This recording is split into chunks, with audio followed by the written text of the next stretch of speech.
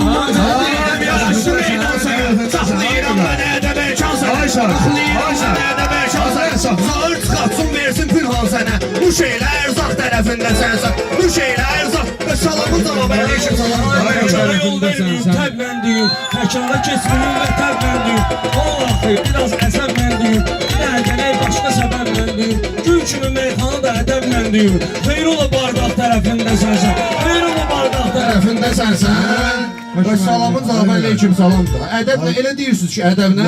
Valla mənə gözdən salmaq lazım deyil. Mənim ədəb erkanımı bilənlər. Bilmirəm, söz danışıram, qulaq asın. Ədəbin budur ki, elə böyüyü söz Mən başlamışdım, sözə mən başlamışdım. Mən bayaqdan deyirəm, deyən söz. Buyur, danış. Olmaz axı.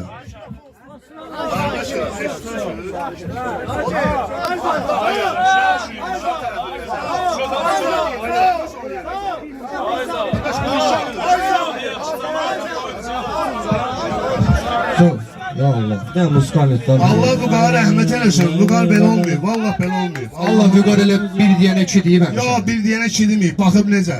Olmaz ya. Xahiş edirəm, olmaz. Hər şey kiçik var. Ay qardaş, biraz sakit ol. Reklama işləməyək də bu qarın adıyla bir hər özünə taraf deyil. Söz deyirəm qardaş. Burada heç kim reklama işləmir, bir dənə söz deyir, qardaş olmaz. Ay fa, səninlə söhbətimiz düşür. Azağır elə mənim qardaşım. Sənin qardaşın deməli qardaş. Yaxşını. Bir dənə söz.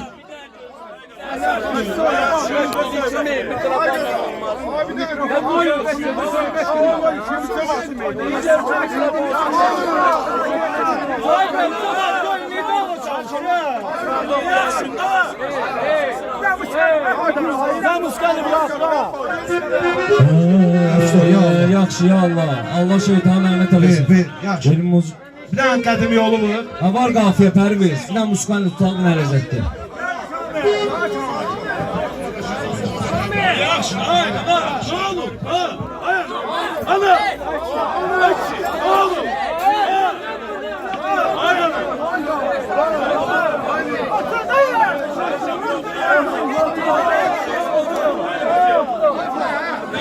Ay qaqaş, bir dənə xahiş edirəm, ay qaqaş, xahiş edirəm.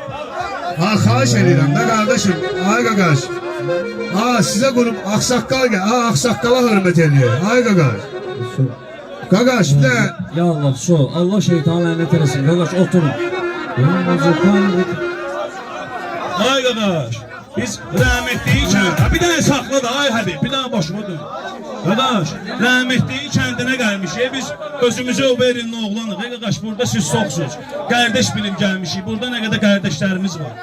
Biz təşiyə burada, əmi yox. Qaqaş gəlib əlini uzadır, nə şu qaqaşsan?